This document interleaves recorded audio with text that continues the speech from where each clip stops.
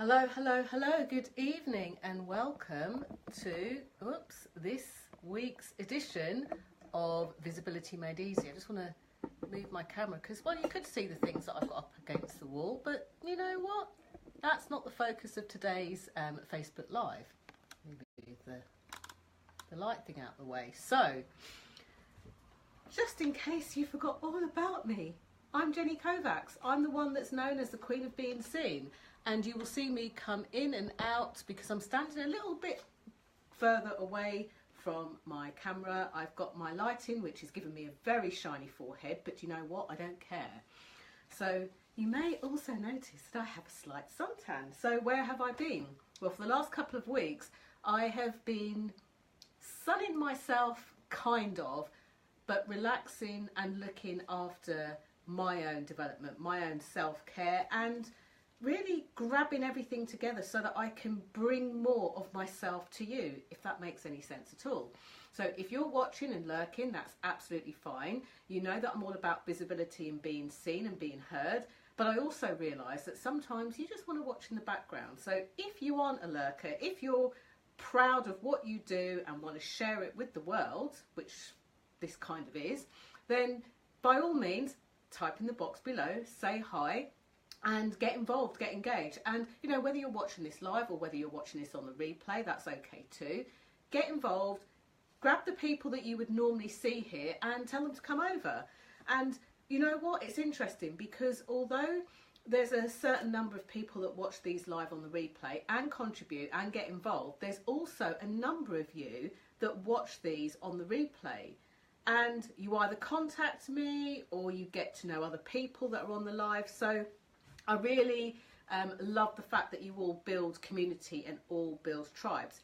And then the other thing, whether you're watching this live on the replay, if you know of somebody who has a business or works within a business, you know that they're highly successful, you know that they want to get out there even more. Maybe they want to stand up and speak in meetings more or command the floor more.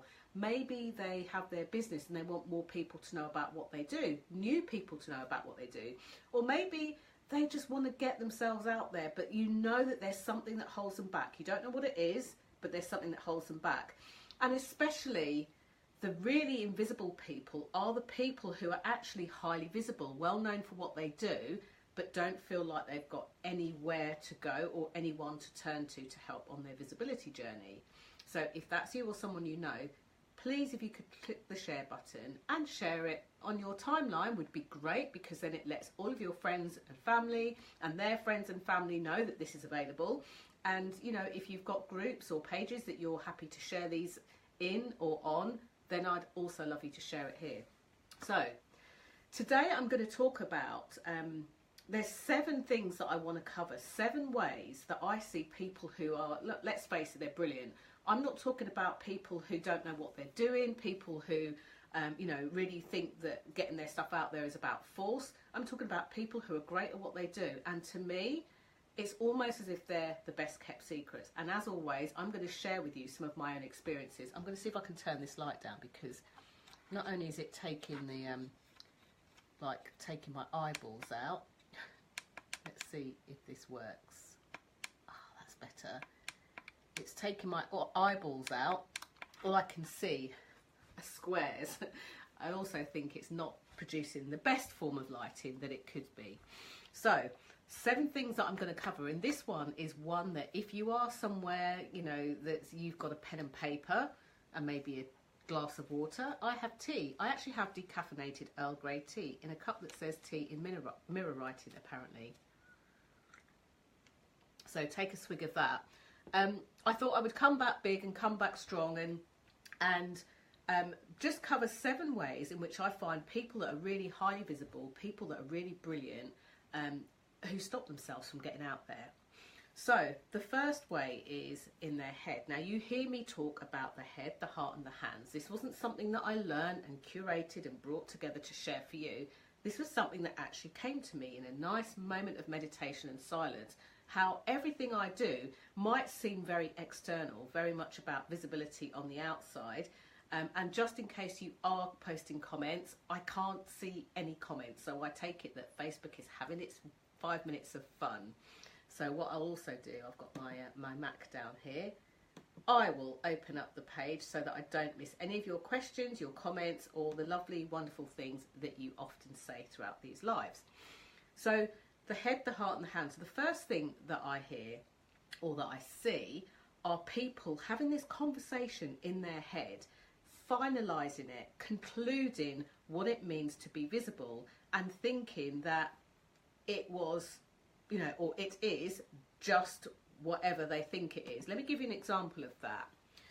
Sometimes we tell ourselves stories, we make things up in our head, and we tell ourselves that we can't be brilliant. We tell ourselves that we can't go out and tell somebody how good we are at something because of what they will think of us. Now, 9.9% of the time, this is completely not true.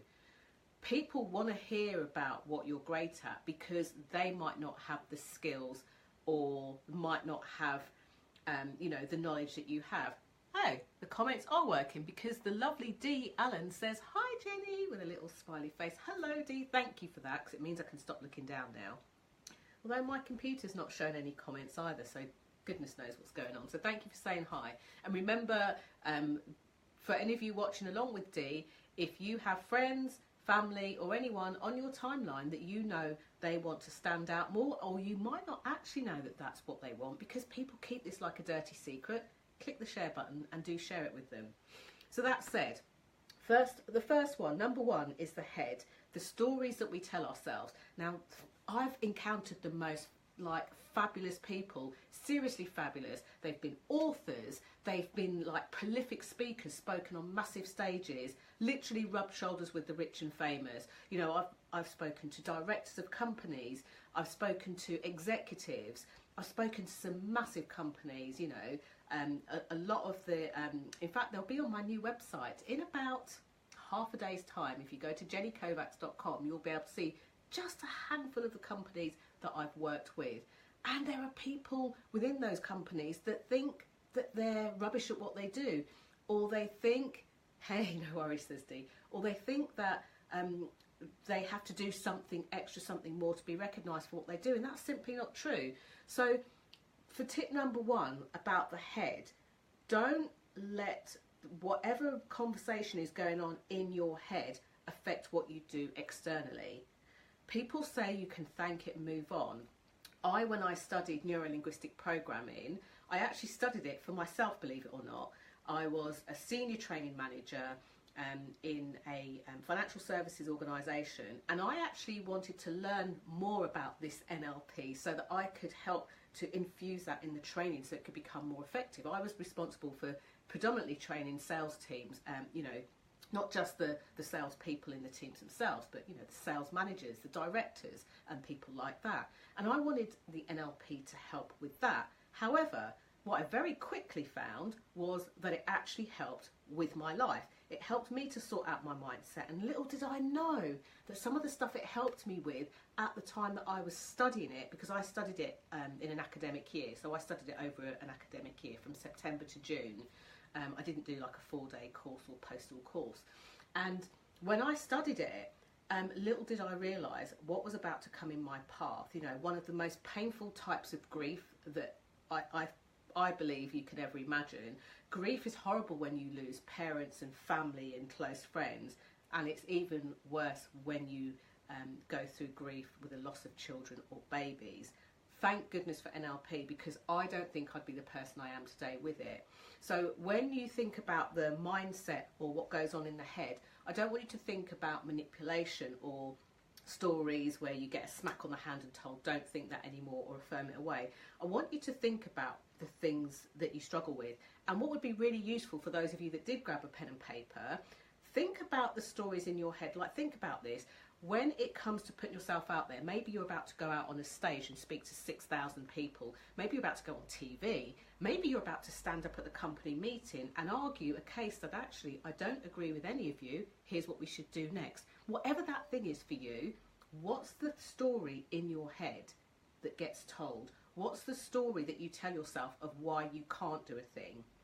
Okay, this is really important because once you capture it, there's something you can do about it. And actually, once you capture it yourself, there's something you can do to see it.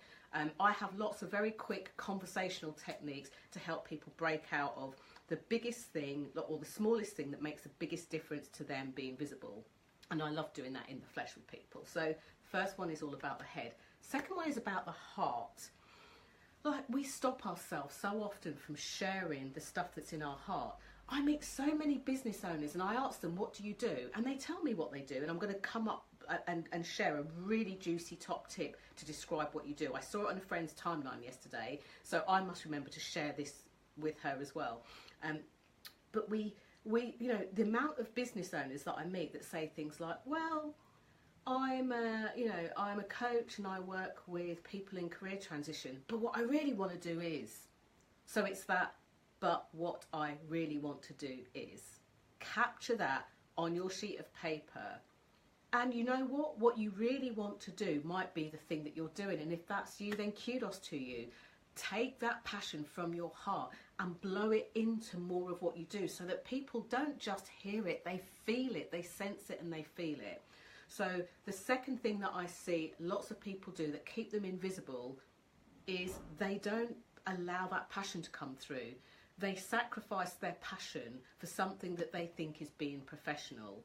And because they think they're being professional, they play small inadvertently. They dampen stuff down. And I'm always happy to share my own personal stories. I wish I could say, this was a thing that I did, I don't do it anymore, that was years ago. But the truth of the matter is, new level, new devil. You get to a different stage of your business, you reach out to more people, and then quite often something will come and bite you in the bum. And thank you for the likes, whoever put those across the page. Something will come and bite you in the bum and say, you know, that thing you were worried about before, it's come back in a different way because you're now getting out there in a bigger way. So the passion, let the passion of what you do shine through. And if you know that you are doing, this is what I'd like to do, but what I really want to do is this, then reach out, go and post in the Visibility Vibes Tribe, which is a Facebook group with over 700 supportive people who are there to lift you up if you're feeling down, give you their experience, their advice, their expertise, as well as me. I'm in the group all the time. So that's the second thing.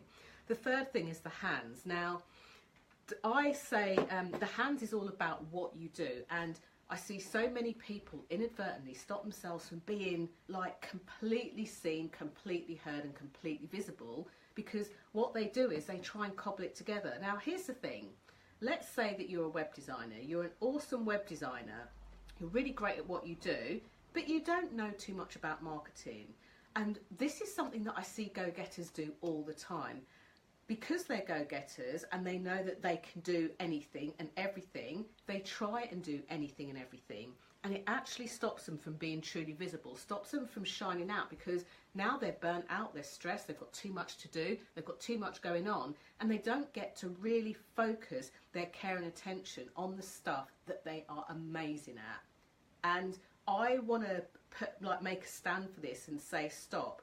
The reason that I tell you to stop doing this is because this is something that I do myself, and this is something that I recognise wasn't serving me at all. So if you, from the hands perspective, which is number 3, if you're the person that you don't get anyone to help you, you try and do everything by yourself, like really stop doing that. It's not going to serve you. It takes you away from the stuff that you love and puts you into the mucky mire of getting entrenched in. It could be the admin of things, it could be the the technicalities of things, it could even be that you're going to deliver your workshop that you love doing so much, and instead of being able to focus and get in the zone and really be with your people, you're busy sticking things up on the wall or dividing bits and pieces out or having to hand things out, and you can have that taken away from you. And I remember a really dear friend of mine at an event in 2014, knowing how bad I am at remembering to drink and eat because I get carried away and excited at my own events, actually coming up to me while I was speaking to a delegate and say, look, not being rude, Jenny, you haven't drunk any water yet, you haven't had your lunch yet, everyone else is eating, your lunch is over there, Go and sit and eat it and talk to everyone else afterwards. She did it so gently and so much with love. Not only did the person that was speaking to me respect how she did that, but it meant that I was fed and watered too. So stop trying to do everything yourself. Don't, you know, the thing that I see the most brilliant go-getters do is they don't get the help they need. So whether it's a workshop, whether it's a, you know, a live stream or a webinar, whether it's even like a video to watch or something like that, get the help you need. The best help that I've ever got has always been in person. I think it's with my learning style. I do well in groups, but I like to just jump in with the person who knows, answer the specific questions that I need and get on with it. So identify what it is that you might need too. So then the fourth way that go-getters inadvertently stay invisible is they share their work as a statement. So for example, on Tuesdays in my group, I encourage people to do a Tuesday tip. And I noticed after a couple of weeks, people were like, where I would post and say, share your Tuesday tip, use the hashtag, people would post in the comments below. Now, come on, you want to be visible. You don't want to post and like be under my, you know, under my cloak. You want to create a fresh new post. You want to still put the hashtag in there, for example, but you want to create a new post, have a really nice picture graphic. And here on Facebook, you know, you could even got the ability to have a nice brightly coloured background with white writing to make it stand out. Whatever feels like you in your personality, whatever you would do naturally, do it that way. So the next thing that I see people do is they make a statement. It's like me saying, I'm going to share a visibility tip with you, and me just saying, stop trying to do it yourself. That doesn't really help anybody. But when I explain the context behind it, what you might do, what you might not do, and anything else like that, then that's when you really get the juice of it. So stop, when you're sharing things, especially on social media, I don't mind whether it's LinkedIn, whether it's Instagram, whether it's Twitter, whether it's Facebook, or even in your emails. Making a statement is a one-way conversation with your audience.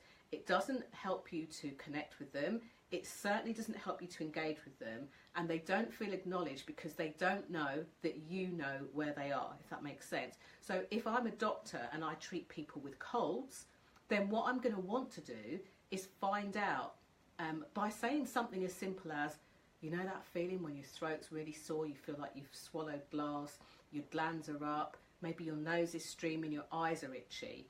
That is acknowledgement. That lets people know that you know where they are. However, as a doctor, if I came in and went, oh yeah, colds are rubbish, here's what you want to do. Stop drinking so much alcohol and milk. That doesn't really engage or connect or do anything, does it? Honestly. If you agree with me, like, give me a love heart. Let's send some love. And whether you're watching this live or on the replay, you know, play along too. But that's not a really great way to acknowledge that you understand the pain of your audience. And again, I'm going to come on to a really juicy tip right at the end of this. So the fifth way is, I think of this as a filter from the stage. So for those of you who express an interest in doing something, you might think of it as a pipe dream. There's a reason that I originally called my company Gift Wish back in 2010. Because so many people had wishes and desires in their heart, and they never gifted themselves the ability to go forward with that desire and that wish. And that to me is really sad. People would say, oh, I'd love to write a book one day or someday. I'd like to, they'd say, I'd like to open, you know, give this city life up, and that was city life up, and go and open a B&B down in Devon in the UK one day. I'd like to emigrate and move myself and my family abroad. And then they would spend more time after that thinking about why they can't do it, why they shouldn't do it, and they would talk themselves out of it. Think about this. You express a deep desire in your heart, write it down. Write down what it could look like, what it would feel like what it would taste like to be serving freshly hot cooked breakfast in the morning from your B&B, what it would feel like to open up your book, smell the paper, or to see your book in the #1 bestsellers list. Use your time to talk about that. And go-getters very rarely talk themselves out of it. In fact, what I've seen the best go-getters do is they make a decision that they're going to do something and they do it and stick to it. So let me give you an example. You know, so many of my audience say that they struggle to like present their work, to speak about what they do. And they don't just want to speak about what they do in a way that people go, oh, this is lovely, I love it. They want to be able to sell their products and services. They want those people to come back with them and work with them. They might be people, they might be animals, they might be children, they might be organisations, they might be big conglomerates, they might be, you know, small one-man band businesses, for example. And they say, I really want to get my message out there. I'm serious, this is going to be the year for me. You know, and there's a series of events that myself and my peers put on, and people will go, yeah, I'll do that next time. What's with that? What is with that? Because what you have inadvertently done is expressed an interest in something that you know you want and need, and then stopped.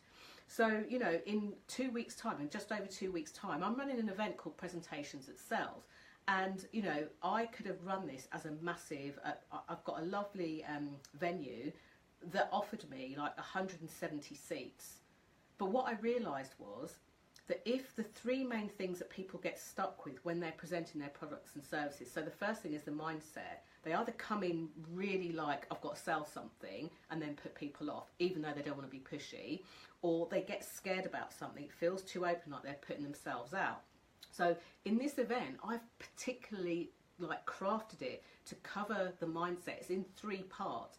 The first bit's going to be about the mindsets. We're going to identify what's the one thing that makes the biggest difference, and what I'm actually going to do in that is I'm going to be helping people there and then on the spot to get over that mindset hurdle. And then the next thing we're going to do is, through some case studies of very big companies that I've worked with where I've got the gig and one where I didn't, I'm going to actually show you the best way to present your products and services, and when to actually run a mile and say, you know what, there's some more stuff that needs to be done before we can work together. And then the last part of it is you're going to get like templates and tools. Now it's interesting because when I first put that workshop out, people came to me and said, I really want to do this. And you know what? Out of the numerous people that did that, a couple came back after a while and went, oh, I'm not sure, I don't know, and kind of like flatlined themselves. A handful of people came back and went, I'm on it, I'm coming, it's booked. One person even said, send me the invoice, I'm in, you know, and they were the first person to book on it. So where are you inadvertently stopping yourselves? Because the thing that I know about go-getters, and I've worked behind the scenes of many businesses of go-getters, I've also worked with many go-getters as my clients too, and many go-getting businesses, and that's the one thing they don't do. They think about what they need, they make the decision, and they make it fast, and they stick to it. You know, it's interesting, I am going to Fort Lauderdale in May, and how many people have said, oh my gosh, I really want to do that, I really want to do that. I've given them the opportunity to do it, yet now I've given them the opportunity to get out there and do the thing that they need to do. All of a sudden, they're like, oh, I don't know, it seems far, and if the woman comes to London ever, let me know. That is a really great way to like take yourself out of the game. So as a go-getter, you express your interest, you make a decision and you do it. And if you think that you can't do it, you look at the things that you can't do and you say, right, how am I going to do this? How am I going to go for it?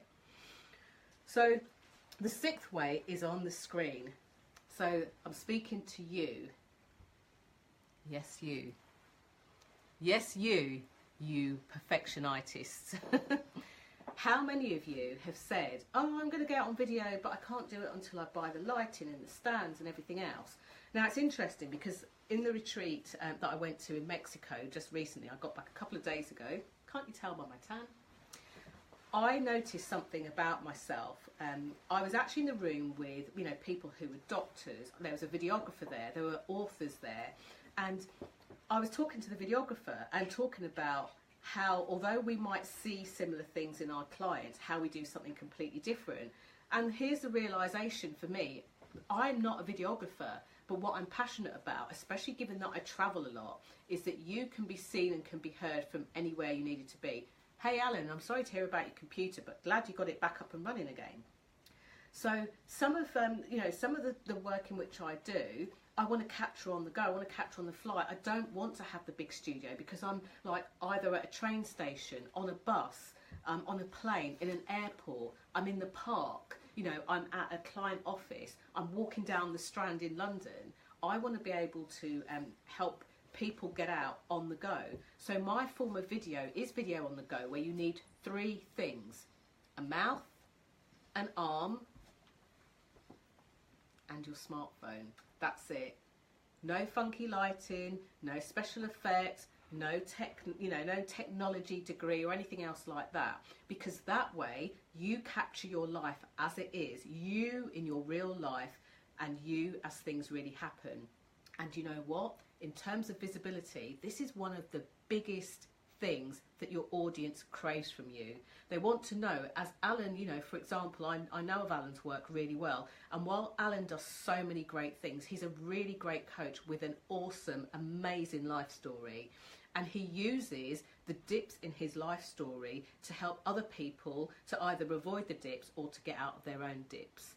The other thing that he's so great at is, he has had some monumental success with getting himself into a place where he can be kind of financially free, and he helps other people to do that too. He even helps people to stop getting themselves into debt. And imagine this, in a community of business owners who are always buying things and, throwing their money and hoping that it will stick against the wall.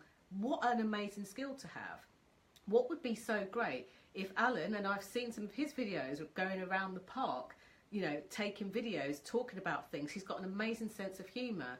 Or if he's going out volunteering in the space that he volunteers, making a video and letting people know that he is a real person with a real life.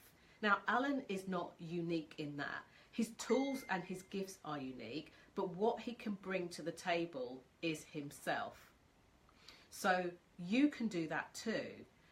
Dee, I'm sure that in your work you can do that too. I am able to take a walk from here to the train station and make a video as I go to explain to people what I'm going to do and how I'm going to do it. So get rid of the perfectionitis. It really, really doesn't serve you. It doesn't serve your audience, and it delays the amount of time that you put yourself out there so that your audience can find you. And these are also people that are desperate to get a solution to their problem. So those were the 7 things: the head, the heart, the hands, things that you share, whether it's online, the page, things that you share from your stage. So if you're a speaker and you want more people to know more about what you do, where you're speaking next, the products and services you sell, or anything else like that, the magic that you bring and the value that you add, then that's the thing to do. And if that is you and you want to know how to do it, on the 28th and 29th of April in London, there's only a few spaces left. You can come along to Presentations That Sells, where I will be working with you and the other very select people in the room to be able to build your presentation and what comes afterwards so that you sell it. I'm going to share my own stories of the stuff that worked really well and the stuff that didn't. And according to your business and your style, we'll put something together. But first of all, we're going to get rid of these things that kind of get in your way and stop you. That's the most important thing. And if you're not sure and you do want to have a conversation with me about it, hit the message button at the top of the page, send me a message, and we'll get on a call, 15-minute call, find out what you need, whether it's great and whether it's not. And if it's not good for you, I'll be honest and tell you that, and perhaps get you to go on the wait list of the online version. So it'll be less hands-on, so less of me, but that might be something that's suitable for you. That said, if you just want me to send you an invoice, there's information at the events tab on the top of the page as well. But if you just want me to send you the invoice so that you can get going, I'll be happy to do that too. But the last juicy way that go-getters inadvertently stay invisible, and in fact, I'll be honest, go-getters don't do this. Go-getters know that when they're telling people about what they do, there's 3 things they have to do. They need to let the person listening know the types of people that they help. They need... and when I say types of people, I'm not talking about niching here. Like, do you help business owners? Do you help people that are like high performers? Do you help people that are worried that they might go into debt? Do you help families? Do you help mothers? Do you help, dads? Who do you help? Do you help bricks and mortar businesses? Do you help people that are in pain? Do you help people that need to just stop and pause and breathe? Do you help people that are spiritual? Do you help people who are very linear and logical? Do you help people in IT? Like, who are the people that you help? And although your work can likely help a lot of those people and everyone, who are the people that you enjoy working most with? Because when you try and make it for everyone, no one hears it. So those go-getters know to speak directly to their people, and they know when to say, you know what, this is not a good fit. I work with dogs and you want me to work with cats. It's as simple really as that. And then the next thing that they do is they are very specific about the problem that they solve. So when you ask them what they do, you do not need to stand in front of them for 15 minutes listening to them explaining what they do, how they do it, and why it's so great and why they're the best at it, but then people don't know this, that and the other. They can say it very, very succinctly, and they get very, very specific. So I know that when it comes to visibility and helping people to raise their visibility, I specifically help ambitious business owners or people who work in organisations to be the type of visible that means that they are taken seriously, that they're heard and their values recognised. That's it. And then the third thing is they're very clear on the solution that they provide and how they provide it. They don't need the time to go away and think about it so they can create something and make it up. They know very specifically what they want to do and how they want to do it and why they want to do it.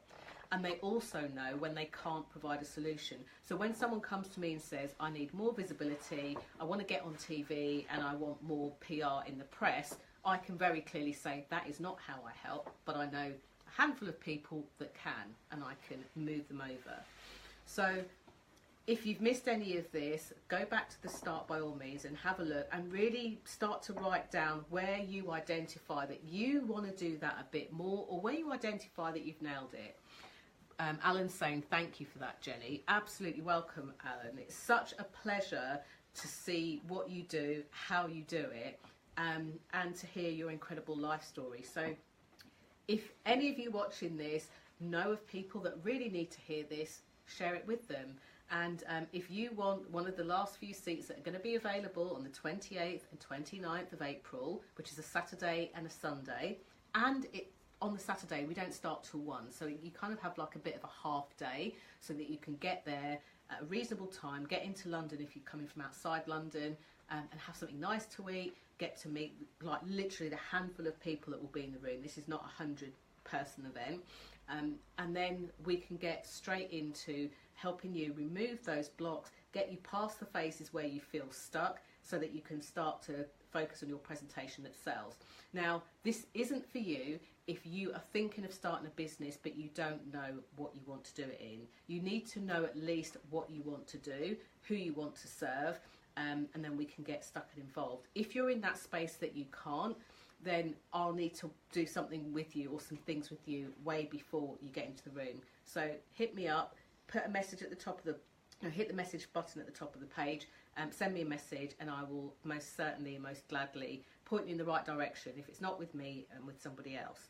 Thank you so much for joining. Please do share this, and thank you so much for watching and joining and bearing with me while I travelled off and came back to you. And remember that if you want a community of like-minded people, go into the Visibility Vibes tribe. Just click to join, and I will welcome you there, along with over 700 people with open arms. But the most important thing I want you to remember is it's important to me that you are seen, you are heard, and you are visible. That's why I'm known as the Queen of Being Seen. Lots of love. Bye for now.